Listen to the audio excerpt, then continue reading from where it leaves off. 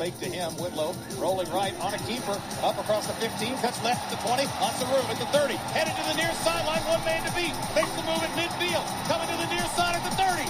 He's at the 20. He's at the 10. 5. Touchdown, Kentucky. With that, that's how we start every episode of Believe in Kentucky. We get to the highlight package from the voice Tom Leach for our man Jalen Whitlow from UK quarterback. We get all the coverage, football and basketball, all things in between, from the journalist himself, Aaron Gershon, for the CatsPaws.com. Fellas, I always appreciate y'all being on here each and every week. How we doing this evening? Always, man. Good. Good deal, good deal. Glad to have you back. Glad, Jay, missed you, man. We had fun. Aaron was back in his home state of Connecticut. Childhood bedroom. His childhood bedroom. So before we get into all of we got Kentucky and Carolina coming up in Atlanta. The third big test, if you will. Kansas, Miami, now Carolina, if you want to look at that on the schedule. So we'll get to that. We got all kind of football stuff happening in the portal. We got to backtrack and get your thoughts on the new quarterback, Jalen, because you weren't with us last week. But Aaron, I got to ask you, man, because born and raised in Connecticut, you bleed Giants, you bleed Yankees, you bleed Knicks, you all the big brother New York teams. As far as your family is concerned. Yeah. So my question is, and last week for y'all that listen and watch, we're live, Believe.com on YouTube, Facebook, and Twitter. Subscribe and follow us. You can listen wherever you get your podcast. Subscribe to the podcast there. Follow us on Twitter. Follow us on YouTube and subscribe. You can get us live each and every week. Everybody that watched and listened last week knew that Aaron was in his childhood bedroom back home in Connecticut. So with that being said, based on what we saw Monday night, were you in your backyard being Tommy DeVito leading the Giants to victory? Were you the young quarterback that led the Giants to victory? What were you doing in the backyard when it came to your Giants and visualizing and stuff? Basically, man, he's basically living every Northeast kid's dream right now. It's really, really cool. I mean, that's pretty fair. I remember sports camps as a kid being the quarterback playing flag football, and always thinking about the Giants during that. And then I'd say I envisioned myself playing baseball more just because that's what I played growing up. My parents didn't let me play football growing up, and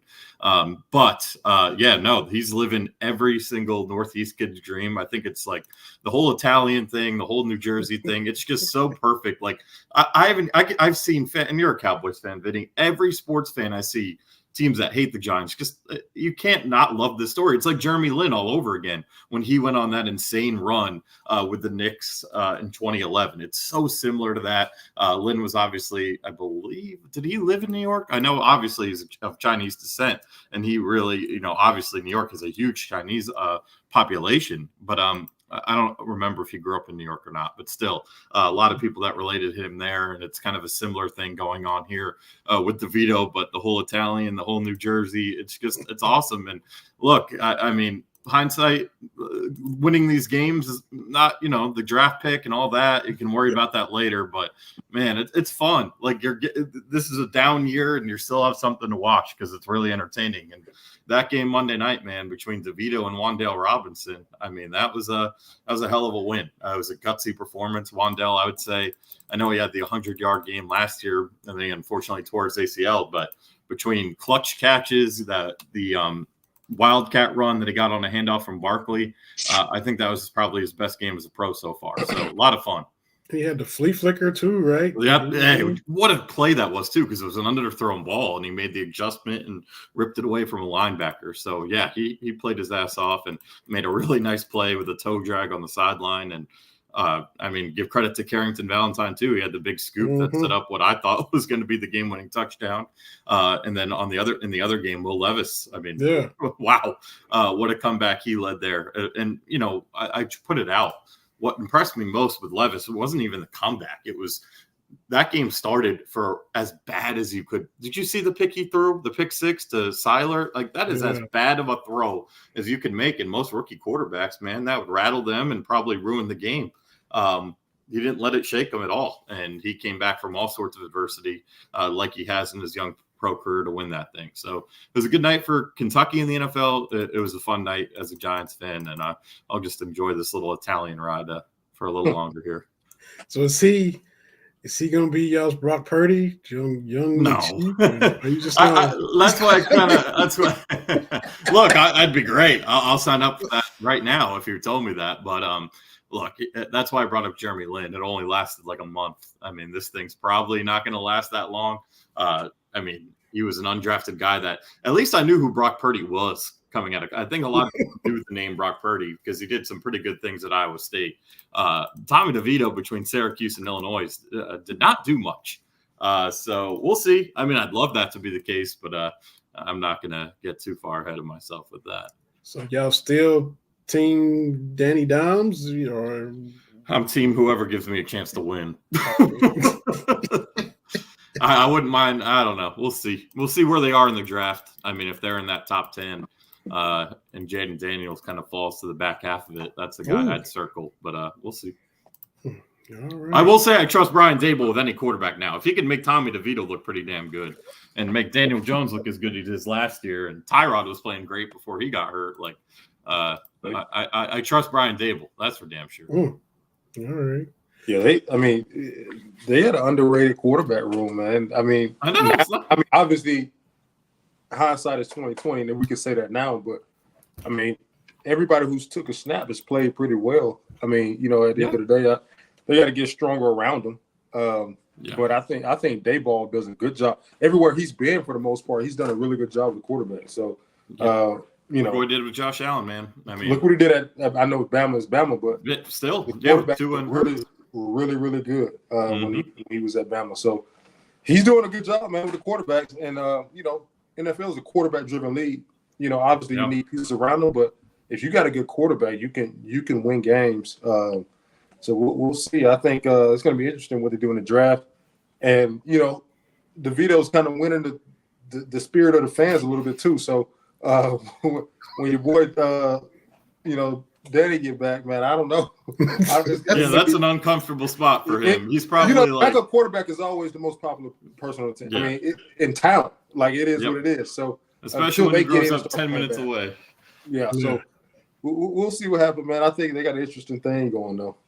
Yeah. That's why I had to lead with that, because you've been the Giants fan that you are, and everything that's been going on with them. Had to start with that.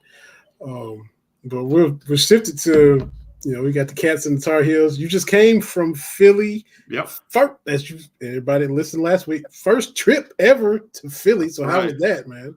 It was good, man. The arena's beautiful. I know we hate the Eagles here on this podcast, but it's a really cool setup with how the Eagles stadium, the Phillies, and the Sixers / Flyers are all in the same parking lot, and you got a really cool bar there right in the middle there. So it's a really cool setup. The arena's really nice. Fans in that building, and it was so funny. I guess the event was like the Malone's Classic or something, and people asking me, "What the hell's Malone's? What's Malone's?" It's like that's like the place out here, and no one's ever going to know that out there. And they're playing Malone's ads on the big board at every stop, so it was really funny. My dad actually thought it was for Moses Malone, and I had to tell him, "Nah, you've even been to Malone's, you should know better." But he rest in peace. Yeah, exactly. But it was just that was funny, a funny tidbit. But the game went probably around how you expect. They got the win. Penn, being a really good 3-point shooting team, made some crazy shots. I thought the defense was pretty good from Kentucky's side of view. There were definitely some things that carried over from the UNCW game you want to see get cleaned up. But the story obviously was how Aaron Bradshaw played. I mean, that's obviously the story of that game. Double in his second career game. Does it 8 miles away from where he played high school ball at Camden High. He was dominant. He was the rim. He had three blocks. He was exactly what Kentucky was looking for inside. He was able to kind of clean a couple of shots up that missed. I think he had 2 or 3 putbacks. He steps out and hit a 3. That was the Aaron Bradshaw that fans have been really antsy to see, and for him to do that 2 games in, that was pretty damn impressive. I don't care who they're playing. That was a pretty impressive showing by number 2. Yeah, for sure. Your thoughts, Jay? Yeah, I mean, like pretty much what he said. I watched this team and I'm like, this is the first time, just full transparency, I've been really excited to watch Kentucky basketball. I don't blame you. I'm just keeping it real. I love the style of play. I love the pace that they play. I think they need to play better defense, but I think they have the talent to play even better defense than what they're playing. But I think I just like the style of play, man. You got guys who can get shots. It seemed like almost everybody they put on the court can hit a shot and handle the ball somewhat. They just got a solid team all around, and it's exciting to watch. So, I think it's dope, man. Like I told you, I had a kid that I coached down here go to the game, and he loved it, because he was taking pictures, but he was also, caught up sometimes between taking pictures and actually watching the game because he liked, he enjoyed the style of play that they played. So I just think it's just a fun time because I really believe they got a shot to do something in the postseason this year. So it's exciting to watch, man. Like I said, Bradshaw coming back his second game, he balling out like that. His, the sky's the limit for real, man. I just, I'm excited to see how they develop. Still a young team, still got to put it all together, but the potential to be really, really explosive is there. Yeah, it really is. Yeah, and you're hoping to get the bigs back. You're glad to see Bradshaw back because Carolina's got a bigger squad. Baycott's been there for 14 years, and so I got a couple 14-year guys. RJ Davis, feel like it's been there a minute too. Yeah, so he still hasn't. Bradshaw still hasn't played somebody his size in a college game yet, which will happen Saturday, but. Spinoso was a rough and tumble type dude. You can tell he liked good numbers going into that game. Yeah, he liked to mix it up, and he was trying to back down and lean on Bradshaw, so that you got a little bit of contact and mixing it up, and a little preview of what he's gonna see Saturday.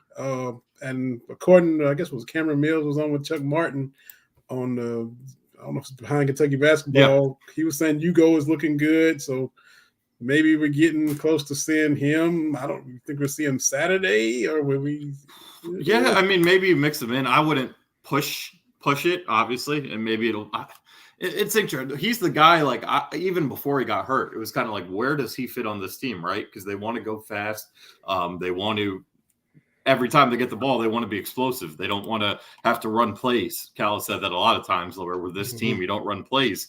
But Ugo is the one guy on this team, and that I'm counting Big Z in that from what I've heard in his style of play, where he kind of fits the mold of what Kentucky wants to do. Ugo's the one guy, at least from what we saw last year, doesn't fit, right? He's not a guy he's gonna move down the floor really well. He's not a guy who's gonna be able to shoot outside the paint, and he's not gonna be, and he's gonna be a really good rim protector and a really good rebounder. But what else does he bring? He's kind of similar play style to Oscar, just obviously way different player. I'm just saying from the point of a more old school big. So how does he fit? How many minutes does he get? Who do you pair him up with? I'm really curious to see. I think this is a game where you kind of see where things go. I mean, I wouldn't force his return in this one because it's a really important game. I mean, Miami, the way they lost to Colorado on a neutral site this weekend kind of has to give you some concern that maybe, and especially because it was at home. So remember, at home, I think has to be 1 through 25 in the net to be quad 1, if I'm not mistaken. Maybe that won't end up being a quad 1. Right now, it's a quad 2. So you need to get this one under your belt and get a quad 1. I don't think Kentucky has one quite yet. Plenty of opportunities. The SEC is really good this year. Yeah. But this is a really important one because, look, I mean, the way Miami's gone so far, and I don't think it's fair because Kentucky played a great game and Miami's a really experienced team. But that question is still going to be out there. Hey, can this Kentucky team go out and beat the best of the bunch? And North Carolina is, as you hit on it, Vinny, a really old team. Baycott and RJ Davis have been doing this thing a long time. Their only 2 losses are to Nova in overtime, a 2-point loss, and against UConn, the defending champions, who I was actually at that game, and UNC hung with them. UConn kind of just had too much for them to handle late. So this is a big test, and I wouldn't I wouldn't push Hugo in this game unless you're comfortable. I'd save him for your cupcake against Louisville next weekend or next week. I don't know. I'm saying that. Hey, Arkansas State, who's 3-7, is up 11 on Louisville right now. So at the I feel bad for Kenny Payne, man. He over his head, man. He just waited. I know. I feel bad even taking shots at Louisville anymore. But let's talk about that for a minute. Let's talk about that for 2 minutes, just 2 seconds, because I mean it's always something, and it's not good. I mean, you flash back before the season started. He's trying to say the red-white scrimmage. He says blue-white scrimmage, and then he says, and my thing, look, Aaron, you cover coaches more than anybody. You're in I cover press conferences than anybody.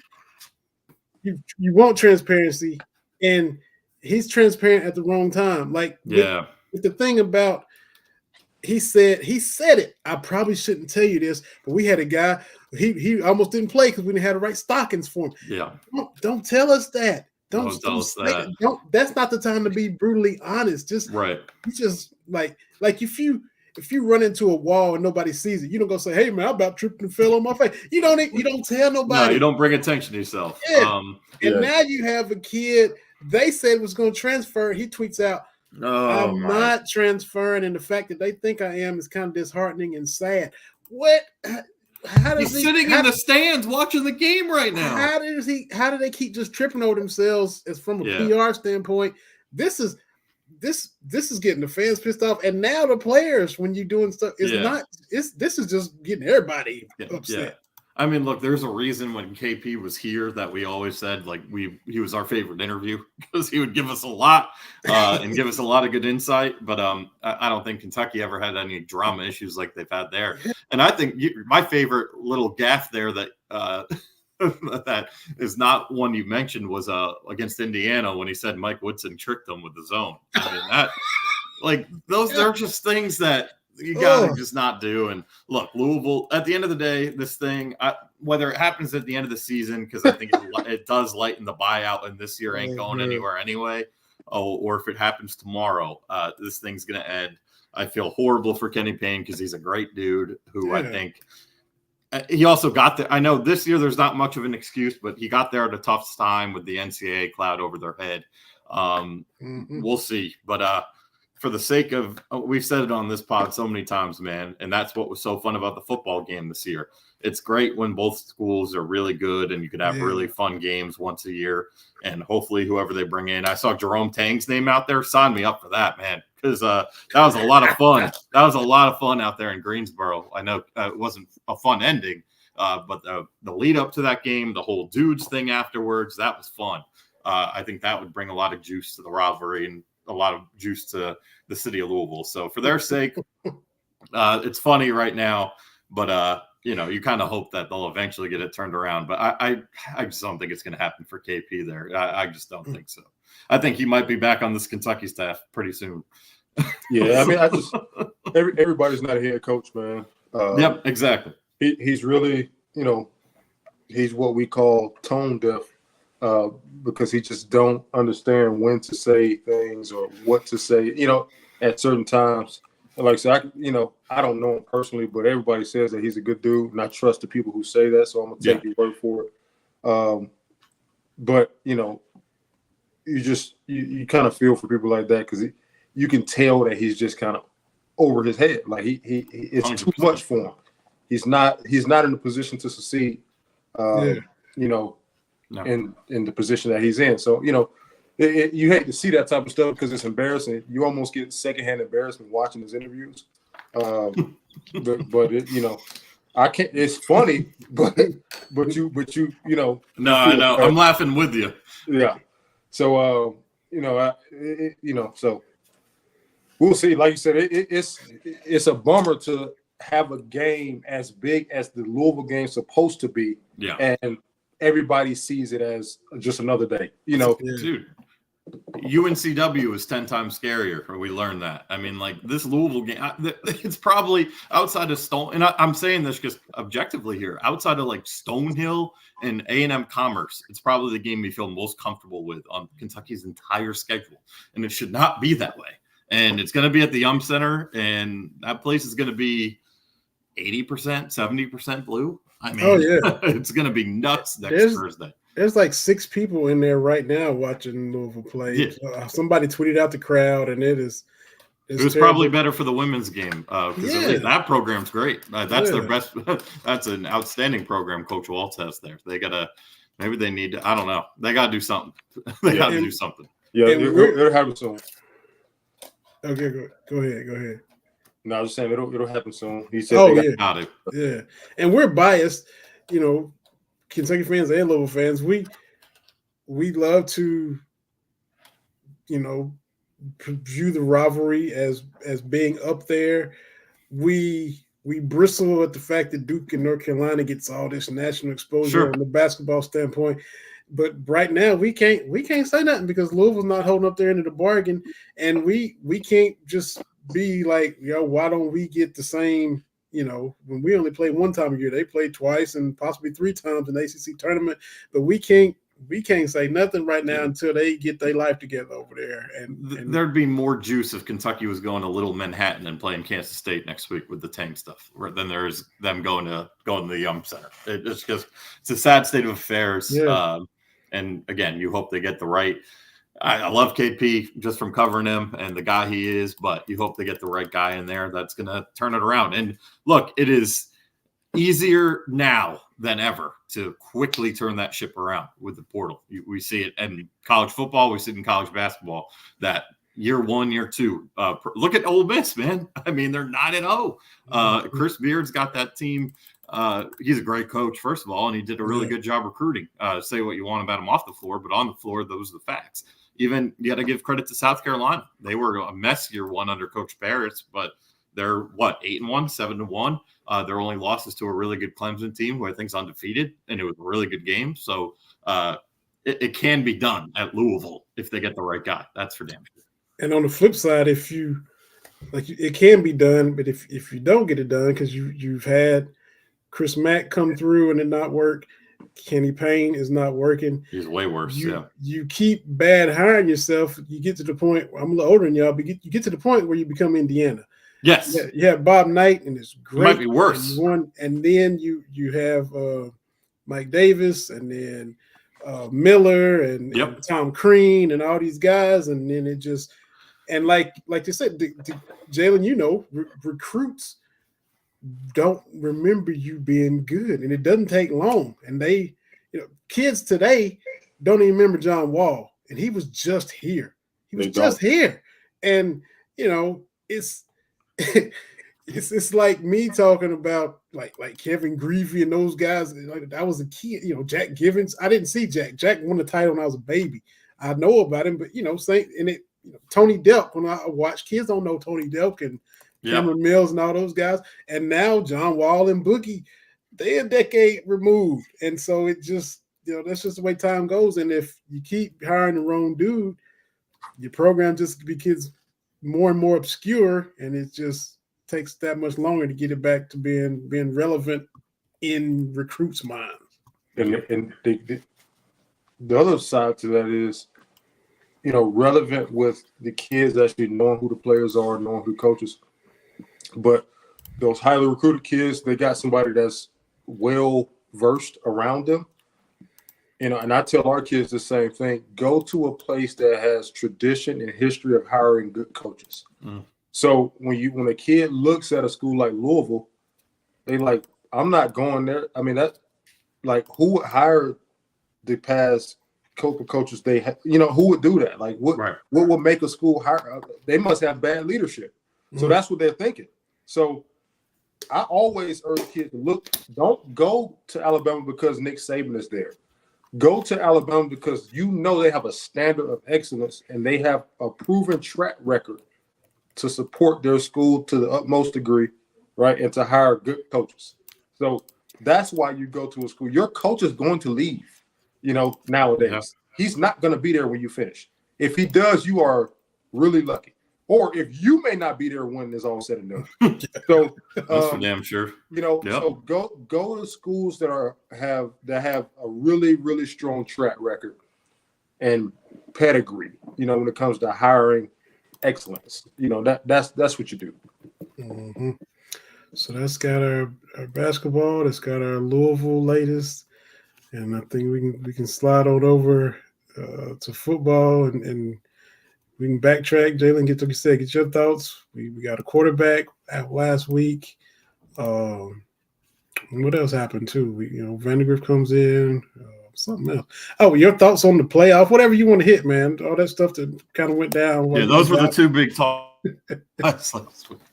Yeah, so I'll start with the playoff thing, man. I feel good about the playoffs. I think it's going to be really competitive. I do think that I think that Bama is a better team, from top to bottom. But I think Michigan is more consistent in what they do. I think, my prediction would be Washington and Bama in the national championship game. I think Texas is going to take an L to Washington, man. I think Washington is better than what people give them credit for. I agree with that. And I say people, I'm talking about the people in my neck of the woods. People around here where I live in the South, deep South where I am, they don't respect like the Pac-12. They don't respect. They just don't.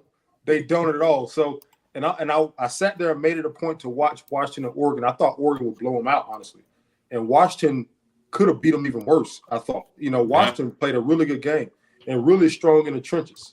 So I was impressed with Washington. Obviously, they got a great quarterback and got great receivers. So I think the coach is really good. So I think it'll be a good playoff, man. Hopefully, we don't see any blowout games. Hopefully, hopefully these games are really, really good. I'm excited to see some of the bowl games. I think I think Florida State, got lucky and drew Georgia, which is gonna prove to everybody, to America, why Florida State isn't in the playoffs. Because I think I honestly can say this: I would be shocked if Florida State scored more than 10 points. So I would be shocked if Georgia don't score over 40. Yeah, I would be a blowout. Yeah, it's gonna be bad, and it's gonna embarrass the ACC.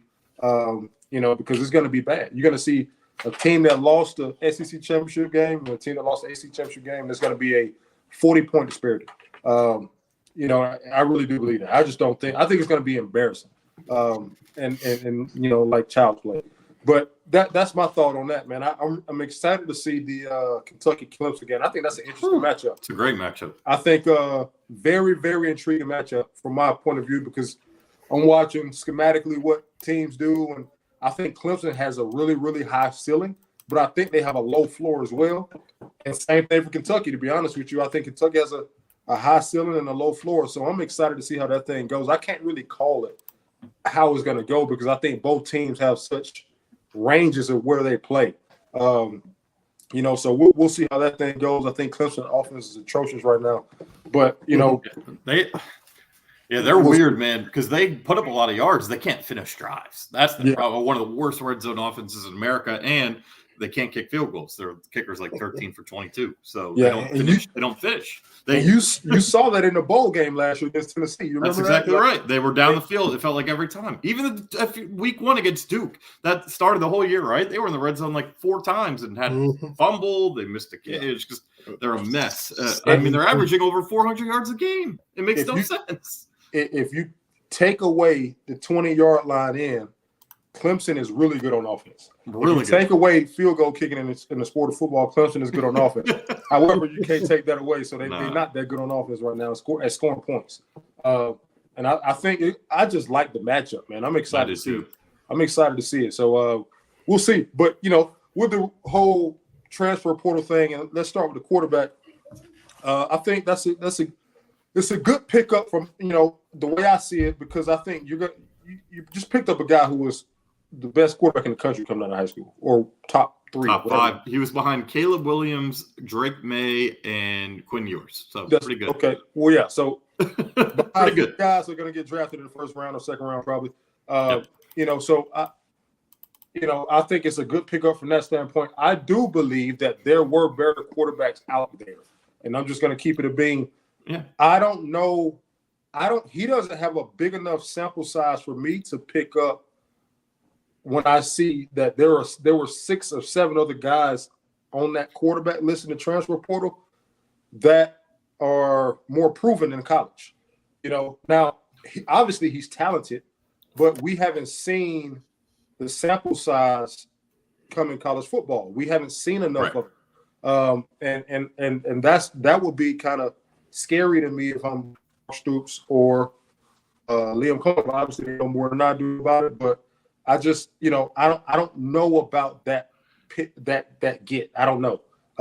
You know, I watched this film. I went and tried to find everything I could on him. I watched him. Nothing really jumps out to me. You know, I do think it was a good morale booster when it comes to recruiting, because you got a guy who was a highly touted 5-star guy, you know, as your quarterback, and that helped recruit other guys. So, you know, so it's good from that standpoint. But as far as the on-field play, I'm kind of anxious to see what that looks like, because, like I said, I think you got Cam Ward still out there. You had Will Howard out there. Yeah. You had a lot of guys, man. Even the kid that just committed to Notre Dame, who I thought was Riley Leonard. Yeah, Riley quarterback. Texas quarterback, just entered the transfer portal.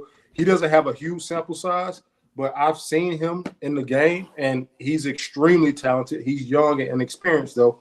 But so is Brock Vandegrift, inexperienced in college football. So we'll see. You know, I just think he definitely got some horses around him, though, you know, when it comes to offensive football. Yes. I mean, we said that last year, going into this past season, we said that, you know, this may be the most talented offense that we've seen. We may have to retract that this year and this going into 2024 and change that, because starting to look I was always saying, watching Ohio State, why is Chip Traynor not playing more?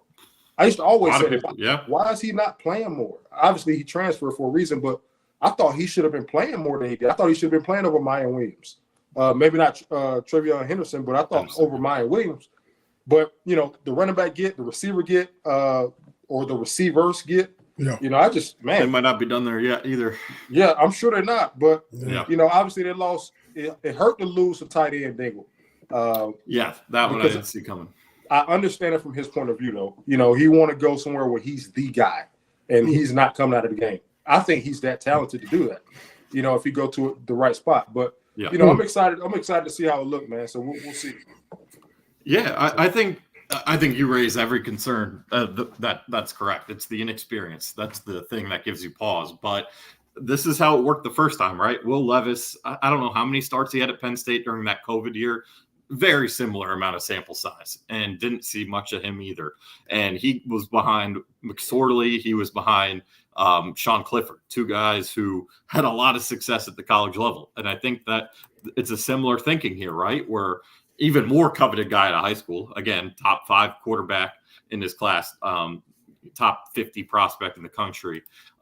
He learned behind Seston Bennett and got to be a part of 2 national championship teams and see how it takes to win. And then this year, Carson Beck was outstanding, and he almost won that job. I was talking to my guy down there, Jordan, who covers Georgia, and it was a race. It was a true race, and Beck won it, but it wasn't anything maybe Vandegrift didn't do. So he was in a tough spot at the best program in the country right now, and he ends up, you know, we'll see. I mean, it's going to be tough. The schedule. We'll get into the schedule a little later. The one part of the schedule that's difficult I think specifically for Vandegrift is you play week 1 against Southern Miss, great. But instead of that week 2 game where it's like Akron or something, you go right into SEC play and play South Carolina. Now, if South Carolina's defense is what it was this year, it might be a softball matchup compared to the rest of the SEC. But that's not easy to jump right into SEC play. But Will Levis had to do the same thing in 21 and play Missouri week 2. So, you know, that gives me a concern. I think they really wanted to get a guy with 2 years, though. I think that's the reason they didn't get Will Howard. They didn't get Riley Leonard. And who was the other one you mentioned there, the other experienced guy? Cam Ward. Cam Ward. Yeah, Cam Ward, I think that was just – that's the big boys are going to get that. He's totally – I understood that. You know, and I watched the kid with Cutter that's coming in. Cutter Bully, and I mean, obviously, the age difference, but Cutter has a lot higher ceiling, in my opinion. Oh, yeah. You know, so I wouldn't, you know, who knows? I wouldn't be shocked if the kid got a chance to play because I think his ceiling is really high. Now, that's going to be a backup battle with Bo Allen now, who's back for sure. Yeah, and like I said, unless he just don't translate, whether it's the offense, whether it's adjusting to college, it's a lot of different variables why quarterbacks don't succeed. But I do think he'll be the most talented quarterback on the roster, just the youngest. So we'll see how that thing shake out. So, people don't like to admit this, or coaches don't like to admit this, but it's going to be pressure if the kid from Vandegrift get in and he don't really, they're going to be calling for the hometown kid. It's going to be the worst Stoops has ever seen it. And you got two of them now too, because Bo's back. Yeah, Bo.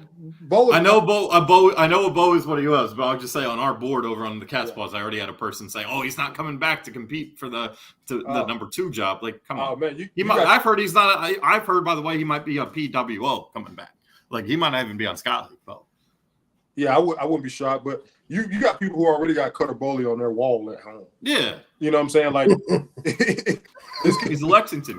Yeah, it's gonna be crazy. Like, Vandegrift better blow it out of the water, or it's gonna be a lot of rumblings in the air. And I think the other two positives with Vandegrift that I think will help a lot in comparison to what they had last year. Vandegrift's a guy who, again, there's not much tape, but we saw it against Kentucky. He could run. He's a guy who's going to be able to flush the pocket and make some plays. He ran over a dude against Kentucky when I was there in Athens a couple of months ago. I was just about to say his legs are the X factor. Yes, he is a little bit more than serviceable. He can actually play. He can play that way. When the play breaks down, he can ball. Yes. So I think that's gonna be the thing that kind of put their offense over the edge. And I was saying this before, when the transfer portal thing hit, and I honestly been saying this for about 4 years now, or 3 years. I was like, Kentucky need a really dynamic guy behind center, because let's call a spade a spade. Georgia, and that's the thing about Vandegrift, he's coming from a step below the worst NFL team. Georgia, I think their program is that good. Yep. So they are. They are high AAA team right there. He's trained. As far as practice habits, everything is going to be A1 when he gets to Kentucky, I think. Yeah, exactly. Now the thing is, you got a Kentucky team who is not as talented as your Georgias, Bamas, Texas. We know that. So how do you kind of close that gap? I think you close that gap with a guy behind center who can move a little bit. Yep. Now, you don't feel comfortable using it all the time when you don't have a qualified backup that you can put in, because what with that comes injuries if you're doing it so much, especially in this conference. But I think that's how they kind of close that gap a little bit, is with we know that he can move, but actually using his legs, like design quarterback runs. You got to do it. They're gonna. It's Liam Cohen, right? Rick Scangarello, maybe not, but I think they're gonna do it with Liam Cohen. And then, I just wanted to finish your point there. The thing about being around the Georgia kids, Liam Cohen met with us, I think it was before the Louisville game, and he was asked kind of what do they have to do, to get the right guys in here and get this offense back on track. And the first thing he mentioned was leadership, guys who will take over practice and the coaches will have less work to do. And Brock Vandegrift's a guy who's been around as good a coaching as you can get. He's been around as good a college quarterbacks as you can get. He's been around as good of offensive linemen, everything. He is a guy who's going to be able to do that. And I'm not trying to take shots at Devin Leary, but from the stuff I was told, he was not able to do that. And that is maybe why they suffered some this year. Will Levis was able to do that. They didn't necessarily have guys at certain positions this year where they could lead by example. And I think Brock Vandegrift's a guy who's going to be able to do it. He's going to probably take some lumps early, like Will Levis did. I mean, he hasn't played. He's got SEC play weeks 2, 3, and 5, so there's not much room to breathe. But I do think they did it right in the sense that they have a guy that they have 2 years with. They have a guy who can move, who clearly that's what fit in 2021. And they have a guy who's going to come in here and lead, where I'm not sure, Devin Leary was voted a team captain, but I'm not sure just how much. Let's just say there was a major drop off at the quarterback leadership between Devin Leary and Will Levis. And I'm not sure with Vandegrift, I think you'll upgrade what you had with Leary. With Levis, you may never get that again here. That's how good. Yeah, I mean, and it's always that. I mean, I remember listening to Urban Meyer talk about Tim Tebow. Anybody who follows that type of leader, is gonna catch flack when it comes to their leadership. And I think this is, this, and coaches always fall back on this, when things aren't going well as they wanted to go. Where's the leadership? Yeah. I mean, we can find, I mean, look at Marcus Mariota. I know personally from guys that say he just doesn't say anything. He doesn't talk. So I bet they didn't say anything about his leadership when he was at Oregon because they were winning. So I don't, I'm not there to really critique the details of Levis and Leary, but I guarantee you Leary, we're talking about a guy who was 4 or 5 years into college football. I mean, I'm sure he had good leadership qualities. They just called it out because whatever was going on in the locker room, we figured that something was going on, and the fact that they weren't having the success that they wanted to have. So they talked about leadership. They even spoke of leadership with Will Levis on the team in 2022 when things weren't going well. They spoke of leadership on the team. Go back and watch. I mean, y'all. No, you're right. So when it's coaches always go to that when things aren't going well. Where's the leaders? They always say that. But at the end of the day, if I were at practice, which I can almost guarantee that he was a guy who was, holding the guys after practice, throwing extra with them, meeting with his receivers, watching extra film. I guarantee you he was that.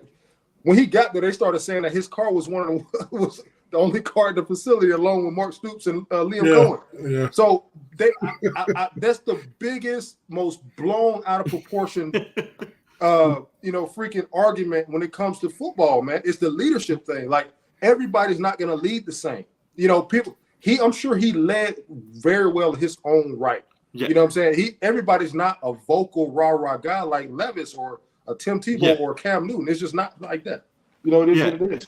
And I'll give you one more thing. The other thing I heard with Leary that was more, I think, had more validity to it that maybe they were missing this year is a mastery of the playbook. Where Will Levis, and not for a lack of effort, maybe because he played in a spread offense with tempo at NC State with Tim Beck. Here it was a totally different book.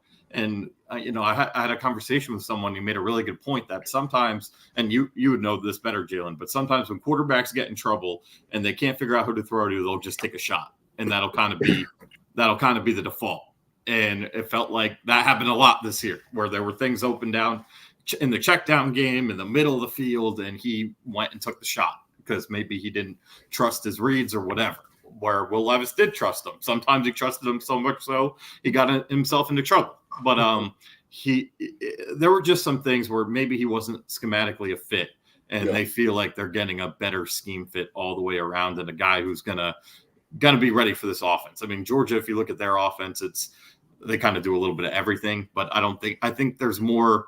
I think the NC State offense and the Kentucky offense were a lot more different than Georgia and Kentucky from a schematic standpoint. And speaking of that, too, I got a couple comments I'm gonna flash up on the screen too. We appreciate people stopping by.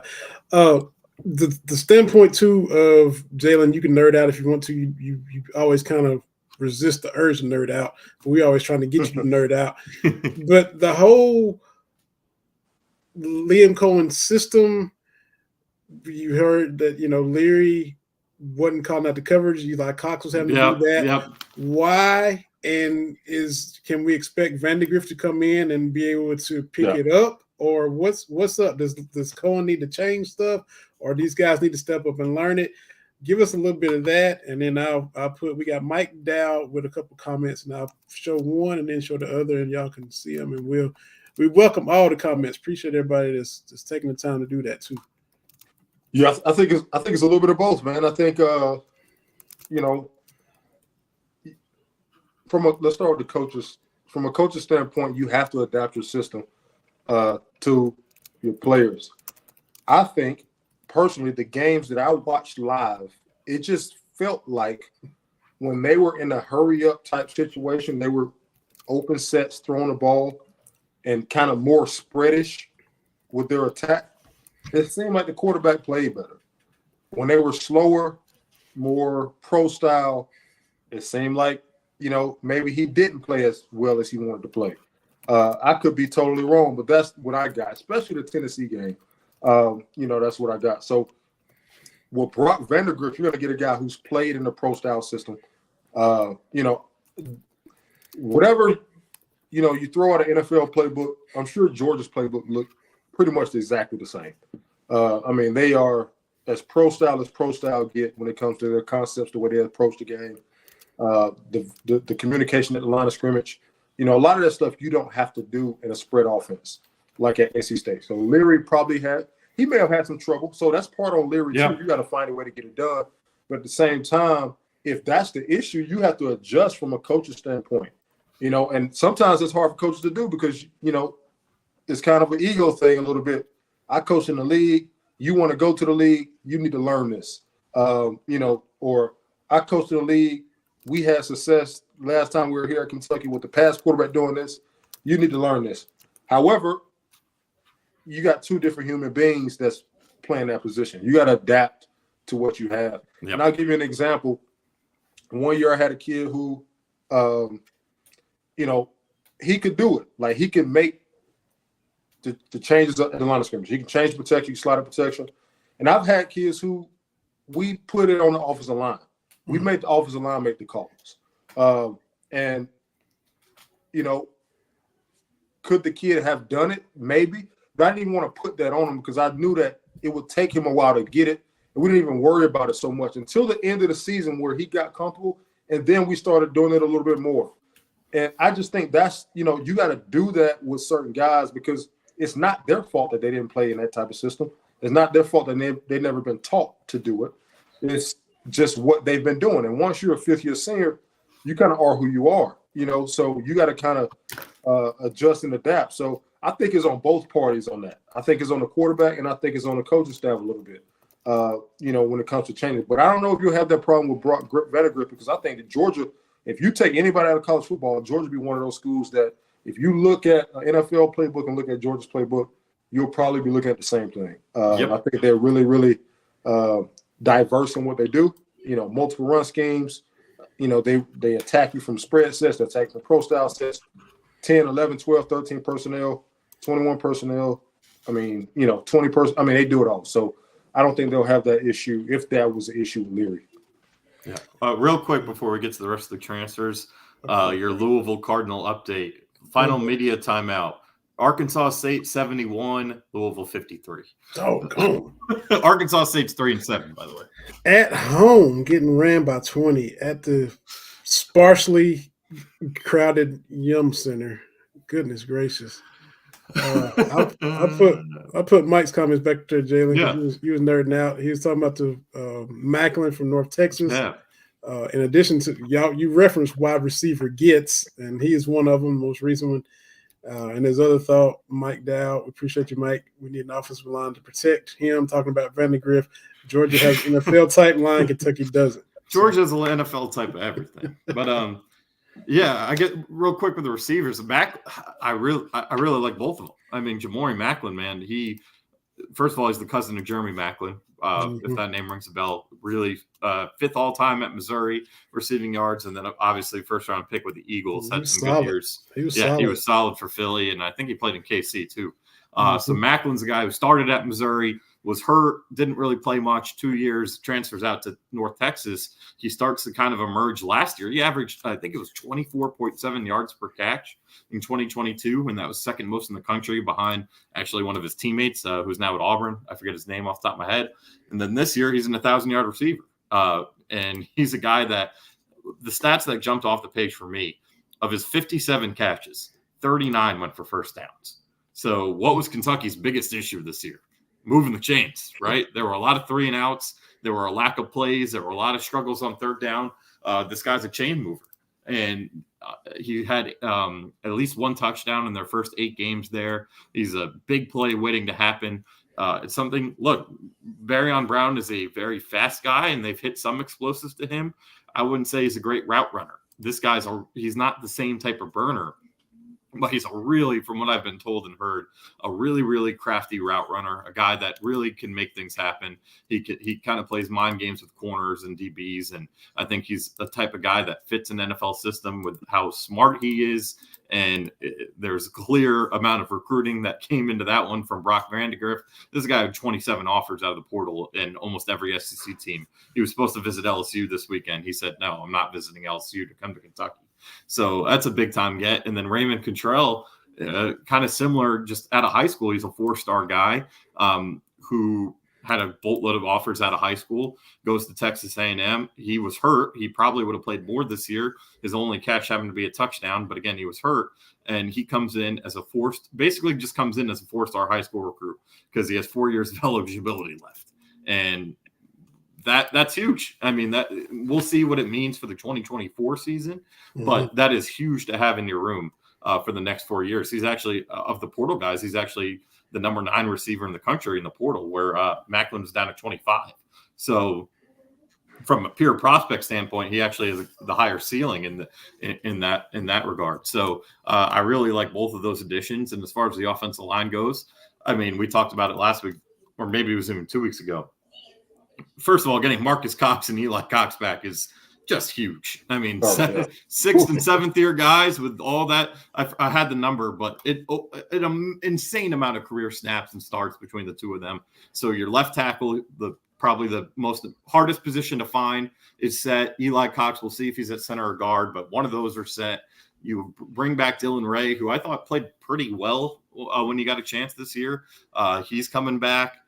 Right tackle, I think, is the area Cortland Ford will compete for that starting job. He's going to come back, but they'll probably add a right tackle in the portal. We'll see where that goes. They have a lot of offers out at that position. I'm not comfortable predicting any of those at this point, but there are options out there at right tackle. And then the guards, I mean, I think the key is you need Jagger Burton to figure it out. I mean, that's a 4-star guy, top 150-ish prospect that you beat out from Ohio State. You were able to keep him home. You got to untap that potential. And I think Dylan Ray is going to win one of those guard jobs. You have some of the younger guys that they want to bring along, but I think he's kind of the X factor. They got to bring Jagger Burton along. They got to figure it out with him at guard. But I do think they took steps forward this year. It wasn't perfect. And I think they're on pace to keep making strides, at least compared to the last 2 years. Sounds good. And you say potentially more wide receiver gets in addition to the 2 you already had, right? Yeah, I don't think they're done there. I mean, it's not a lock. I still have heard they have a pretty good shot with Donovan McCulley, the 6'5" transfer from Indiana, who had a really good year. He was actually a high school quarterback and started 7 games at quarterback for the Hoosiers, I think in either 21 or 22, then moved to receiver full time. But he'd be that big X receiver that they really haven't had that big X receiver since Ahmad Wagner. And Ahmad Wagner did pretty well before they had to play the run game all year. So, that's a guy they were really high on. They got the first visit there. So we'll see how that goes. Obviously, signing day is a week away. We'll see how that one goes. But, that's probably the last one of the current flock that's out there that I think they would get. But I think they're going to make a push there. And then, look, you already have Dane Key and Barryon Brown coming back. And if something happens where maybe Anthony Brown-Stevens isn't coming along as much as you want, or Shamar Porter or Raymond Cottrell, you can kind of see what's out there in the portal, through the rest of the 45-day cycle, and then again after spring ball. So there are options, but yeah, I do still think they'll make a push at McCulley, and might get McCulley. And if they get McCulley, like, that's a very, very, it's already a talented, pretty damn good receiver room that I've heard a lot of people that cover other teams are impressed with, but that would make it not as good as anyone in the SEC, but in the upper half, I'd say upper half of the league. No doubt.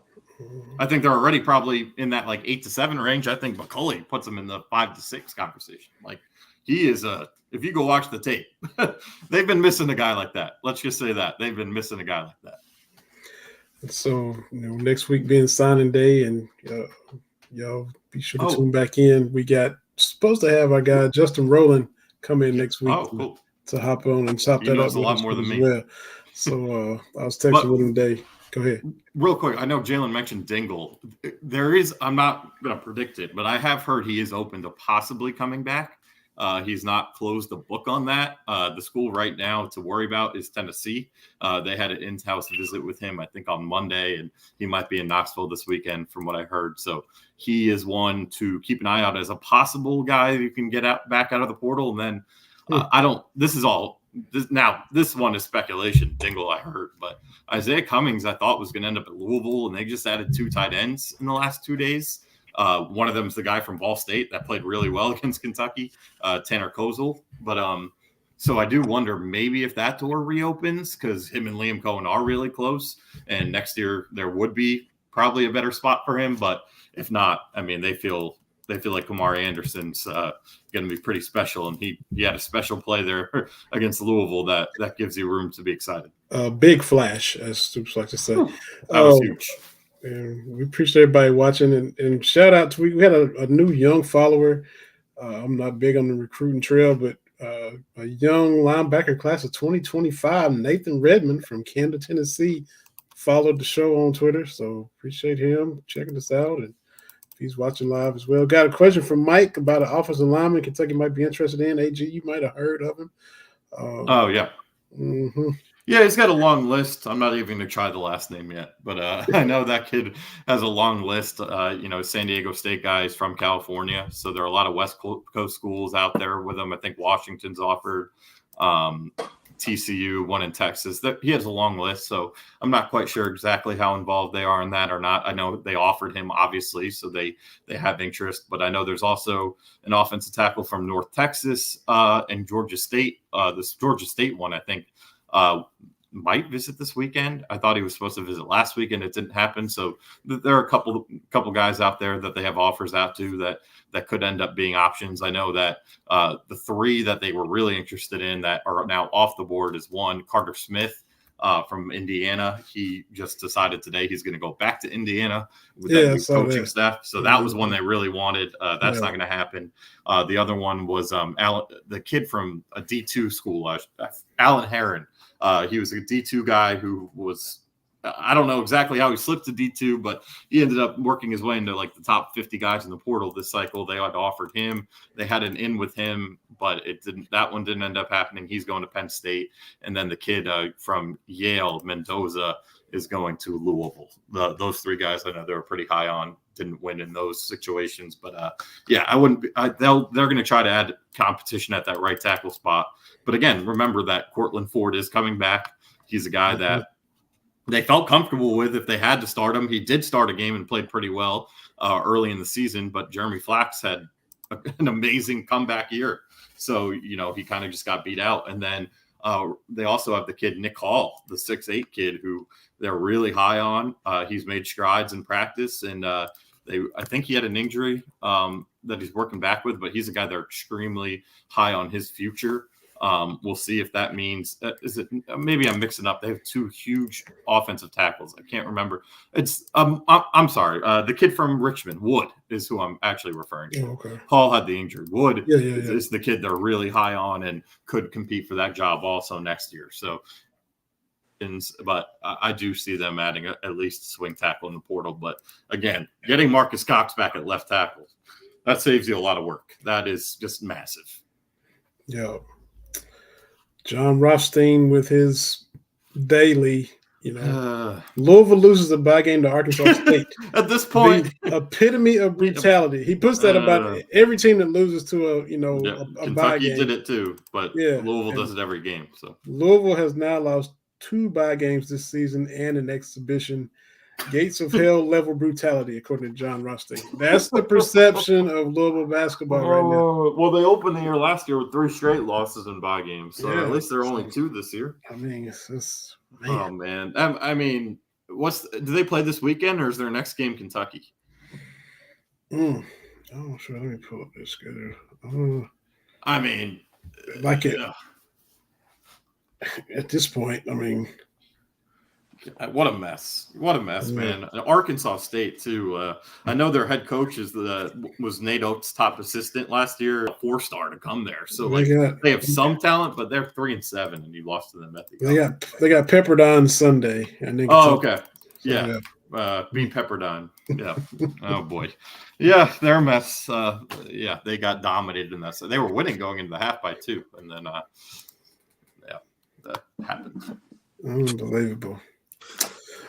Man, Jay, you got any other thoughts? Any other thing? I mean, I know. I just know that Vandergrift's probably happy to hear that Cox and Eli Cox is coming back. Marcus Cox and Eli. Yeah. I'm sure that he's happy to hear that. That's big, man. You always want cohesiveness in your front five. I think that's the biggest thing, man. When it comes to a successful offense, you got to have not a talented front five, a talented and cohesive unit. Yeah, up front. That's the key. Yeah, you got to be cohesive. I mean, it's nothing like that bond up front. When guys are, even when they're not as talented as other teams, but when they play well together, you got a chance in any game. Collectively, yeah. Yep. Sure. You got a good running game because your O-line plays well together. Your quarterback can run and you use it. Your running backs are solid and you use them. Yep. You got a chance in any game for the most part. 100%. So, now that they have talent at receiver, not only talent but experience at receiver. They have 3 and 4 year guys, in that room that can contribute in a real positive way. I expect them to to be pretty good, man. We can all say that maybe they didn't live up to what some people's expectations were this year. I thought that they would be a little bit more explosive in the pass game this year, but they got the guys now to to do that. They got the experience to do it. They got the time under their belts to do it. So we'll see how it goes, man. I'm excited to see. But like I said, man, I'm excited. I'm really excited to see how this basketball thing turn out. I just, it's just a good. They got to, even though the loss to what was it, UNC? UNCW. Yeah, UNCW. I just think this team got a good feel about it. So we'll see. Yeah. And just to wrap up the portal thing, I've had people ask me, what defense are they going to do anything? I think corner name might ring a bell. To Carlos Nicholson, he was a commit a couple of years ago out of JUCO, went to Mississippi State for 2 years. I think that one is pretty much done. We'll see when that one. He visited last weekend. Scheme fit, 6'4", starting experience on the outside. They're losing Andrew Phillips. Guy can compete for that outside job next year. Maxwell Harrison returning is obviously massive. And then D-line, they're not going to do anything. They feel really good there. Inside backer, maybe, but they feel that depends if De'Aaron Jackson or Trevin Wallace turn pro. I guess they haven't closed the book on that quite yet. And then edge, you would think, right? Maybe they have 5 edge freshmen coming in, even with the 2 decommits. 2 of them are 4-stars, one of the Smith twins, and then Brian Robinson. So we'll see there. Obviously, losing Keaton Wade, and you're going to lose JJ. But so we'll see. I wouldn't be surprised if they try to add an edge. I mean, anytime Tyler Barron's name is in the portal, you kind of got to talk about it, right? I feel like we're talking about Tyler Barron once in off season. So we'll see. We'll see if Brad White can finally close that deal with that player. But who knows? Yeah. But I just want to quickly wrap it up because the defense side of the ball is there. It wasn't the typical lockdown Kentucky defense we've seen the last couple of years. This year wasn't a bad defense, but there are a couple needs there that I still think they might hit. But if you look at their 24 class, which ranks 21 right now, it's defensive heavy, especially positions of need. Yeah. And of course, this probably not long. No. I mean, probably not this season's probably it. But it makes it scary though if they fire him like after Pepperdine and they have an interim for that's why I asked, is Kentucky their first game coming up? Because you don't want to face an interim team. That's always scary, right? That brings some juice. Yeah, well, man, but they need a lot more than some juice. But hey, and look here, man. Mark Story just tweets out as Northwestern's trying to take the heat off of Louisville. Northwestern, after beating Purdue, number 1 Purdue, now loses at home to Chicago State. 3-9 Chicago State beats Northwestern. This college basketball season is nuts, and I'm all for it, man. Like outside of UConn, is there UConn to me is the team to beat. I know they're number 5, but if you watch UConn, they haven't really skipped a beat from last year. Outside of that, is there anyone that's like, oh yeah, they're world beaters? Like I think it's awesome. Not consistently yet, no. Yeah, I think it's awesome. So it's chaotic, it's fun, it's there for Kentucky, to take as well. It's an open field, and like you were just saying, Jalen, I am very curious to see what they do on Saturday. It's huge. It's the biggest game of the year. I know the Kansas game was the third game of the year. Miami game at the time felt huge, but this is a neutral site in Atlanta. It's going to be truly 50-50 fans. It's going to be an awesome atmosphere, and I'm jacked up. Should be a great game. And this rivalry it's got history, but the recent history has been amazing. Both sides, they hit a buzzer beater to beat Kentucky to go to the Final Four. Yep. You got Anthony Davis blocking John Henson's shot when they played in Malik Monk going nuclear. 47 out in Vegas. So it's both sides. Even the Severe Wheeler game, we'll give him some love. Yeah, they destroyed Carolina. Mostly because of Severe Wheeler. and Severe and Keon Brooks beat Gonzaga. Yeah, led the charge to watching them beat Gonzaga the other night. So, congratulations to those guys. Appreciate you guys, man. Great to have y'all each and every week. Appreciate your perspective, Jalen. Appreciate all the coverage, AG. Look, go to catspaws.com and read all of Aaron's stuff. Gershon99. He's got portal stuff. He got basketball coverage. He's always coming up with new stories. Go check out the content there. Jalen Whitlow from UK-QB, still in the coaching game. You heard him nerd out. We want him to nerd out, and he just keeps. He just don't unleash it on us all the time. But y'all, man, we appreciate it. Appreciate our comments. Mike, man, you got some friends. Tell them to come and check us out. Appreciate them. Like the Facebook page or follow us on YouTube, on Twitter. We'll be here next Wednesday. And, circumstances call for an emergency podcast. We'll do that as well. But every Wednesday, we're recapping what's going on. So y'all come check us out each and every week.